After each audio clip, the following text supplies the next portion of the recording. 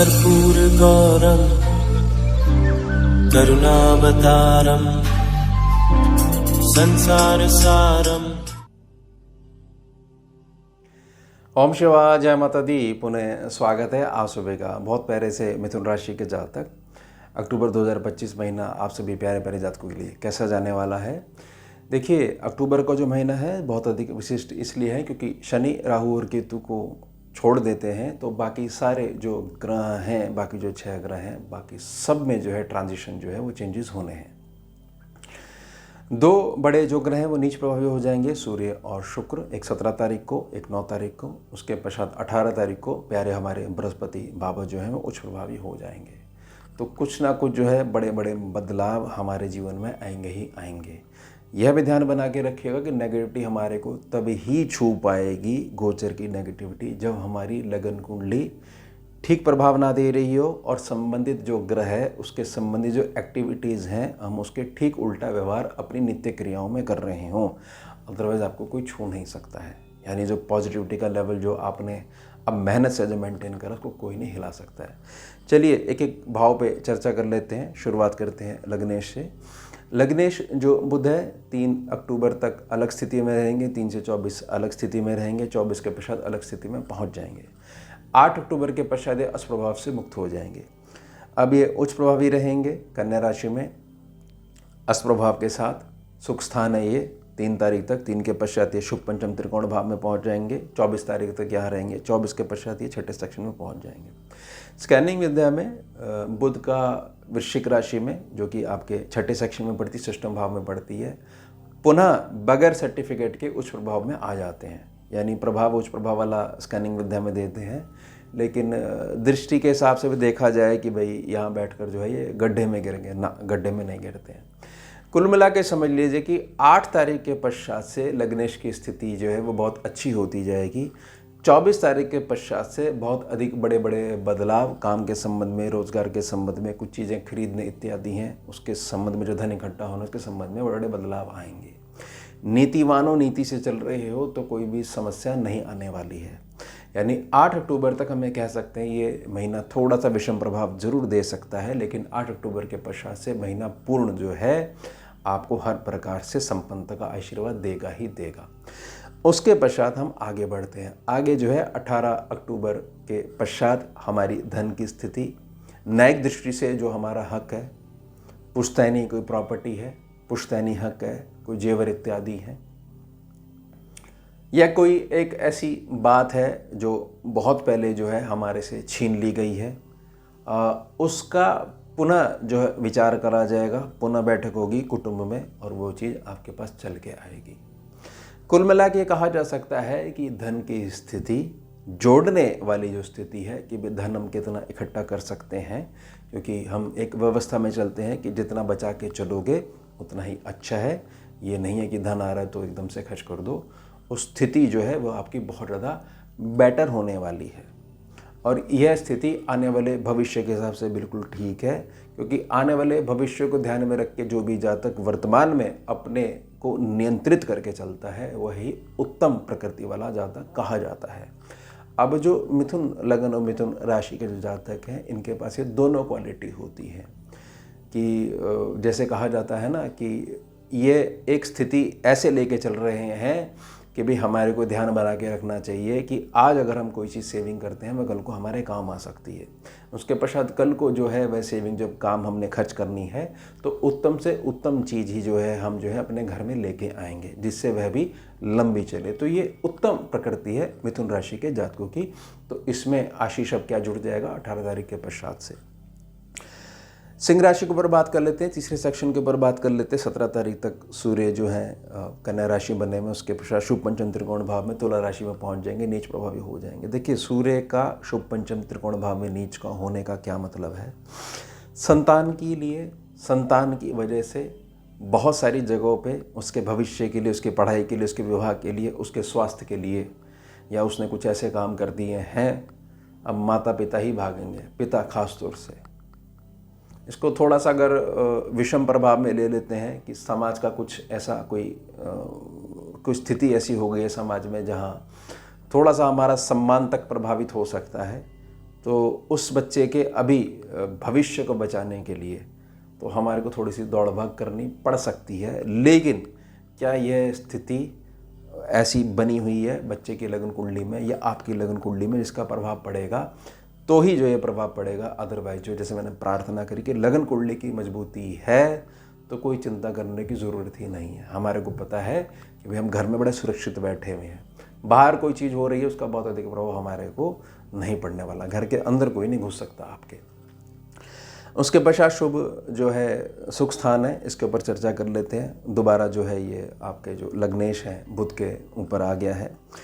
यहाँ पर सुख स्थान की जो स्थिति है चीज़ समझ लीजिए कि जो जातक ये कह रहे हैं कि भाई देखो हम जो है घर में रुकना नहीं चाहते हैं, घर की व्यवस्थाओं में हमारा कोई लेना देना नहीं है, लेकिन करे तो करेगा, हमारे पास काम नहीं है, जॉब नहीं है, तो 24 तारीख आते आते आपके पास काम की अवेलेबिलिटी हो जाएगी। लेकिन क्योंकि छठे सेक्शन में पहुंच जाएंगे, वृश्चिक राशि में पहुंच जाएंगे, ध्यान बना के रखिएगा 27 को यहाँ पर मंगल ने भी आना है छठे स्थान पे, 24 को तो ये पहुंच जाएंगे।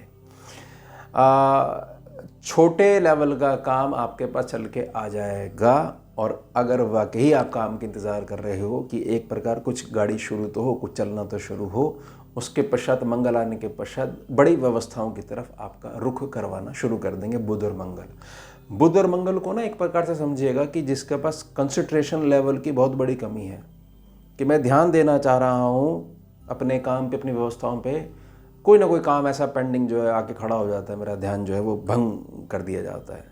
तो ये से समझ लीजिएगा 24 तारीख के पश्चात से बड़ा निपुण हो जाओगे और अपने को ये से समझ लीजिएगा जिस व्यवस्था में डालोगे वह उसकी पूर्णता के पश्चात ही उस व्यवस्था से फ्री हो गए आप। पहले हो जाता था ना कि कुछ शुरू करते हैं, कुछ दिन चलता है, फिर बैठ जाता है, कुछ दिन शुरू करते हैं, फिर बैठ जाता है, तो मन उच्चाट हो गया है, तो वो स्थिति भंग हो जाएगी पूर्णता। यह बुध मंगल के कॉम्बिनेशन का जादू केवल और केवल स्कैनिंग विद्या के अनुभव में। उसके पश्चात शुभ पंचम त्रिकोण भाव स्वामी जो है वो नीच प्रभावी हो जाएंगे, शुक्र का ये घर है। शुक्र नीच प्रभावी हो जाएंगे, लेकिन पहली युति जो बनी शुक्र केतु की बनी हुई है, अब 9 अक्टूबर को ये जो है नीच प्रभावी हो जाएंगे। मेरी पुनः प्रार्थना रहेगी, मैंने पहले भी आपसे प्रार्थना करी थी कि जो जातक जो है व्यर्थ के स्त्री पुरुष आकर्षण से अपने आप को नहीं बचा सकेंगे, शुरुआत में उनको बड़ा आनंद आएगा कि यही जीवन है, ऐसे ही होना चाहिए, भोग ही सब कुछ है। 9 अक्टूबर के पश्चात वे किसी बड़ी जो है समस्या में आ सकते हैं। और समस्या क्या होगी कि जिसको हम प्रेम समझ के बैठे हैं, अगला व्यक्ति केवल हमारा यूज़ कर रहा है और जिस दिन यूज़ खत्म हो जाएगा केवल हमारे को लात मारेगा। और अगर हम विरोध करेंगे तो हमारे साथ बहुत बड़े लेवल की बदनामी भी चल सकती है। दूसरी दृष्टि में जब कोई ऐसी चीज़ है ही नहीं तो होगा क्या?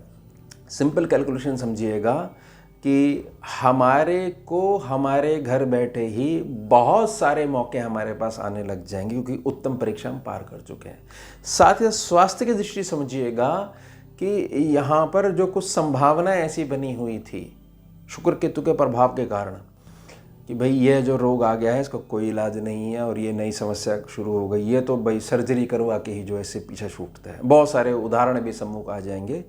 उसमें अब आपको सॉल्यूशन मिलने लग जाएगा। कहाँ मिलने लग जाएगा? सुख स्थान पे। सुख स्थान क्या है? आपके घर का आंतरिक माहौल। बेशक एक कन्या राशि में है, ये 9 अक्टूबर के पश्चात से थोड़ा सा ढीला जरूर कर सकते हैं, लेकिन कहीं ना कहीं आप एक बदलाव की तरफ अब आगे बढ़ने लग जाओगे और सीधा प्रभाव के कर्म क्षेत्र पे भी पड़ेगा। कर्म क्षेत्र की तरफ से थोड़ा सा अगर लगन कुंडली वीक है तो ऐसा लग सकता है कि कर्म क्षेत्र जो है हमारे को उतनी जो है रिटर्न नहीं दे पा रहा है, लेकिन केवल भ्रम की स्थिति होगी। कुछ ही दिनों में स्थिति दोबारा से जो है ये बेटरमेंट के वे पे आ जाएगी। उसके बाद समझिए कि छठे सेक्शन को समझ लेते हैं। मंगल 27 तारीख तक कोई दिक्कत नहीं, 27 के पश्चात यहाँ आ जाएंगे। शुभ पंचम त्रिकोण भाव से निकल के मंगल यहाँ पर आ जाएंगे। मंगल का यहाँ पर पहुँचना और मंगल के पास अपनी भी एक हीट होती है, अपनी भी जो है गर्माहट होती है। मंगल भी जहाँ बैठते हैं उस सेक्शन पे दबाव पड़ता ही पड़ता है। तो मंगल क्या करेंगे? मंगल जो है कई सारे मार्ग आपके रोजगार के खोल देंगे।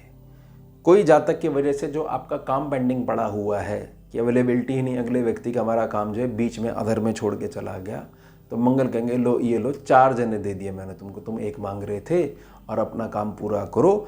27 अक्टूबर के पश्चात जो है चीज़ समझ लीजिए कि रात्रि को चैन की मीठी नींद जो अभी तक हम इसलिए ले पा रहे थे कि क्या करें, काम काज में हम ऐसे उलझे हुए हैं, समझ में नहीं आ रहा है कि आज का दिन अगर ऐसा गया तो अगला दिन कैसा जाएगा, उसमें इम्प्रूवमेंट आ जाएगी। अब धनु राशि को समझ लेते हैं, यहाँ जो सप्तम भाव है इसको समझ लेते हैं। गुरु उच्च प्रभावी हो जाएंगे दूसरे भाव में।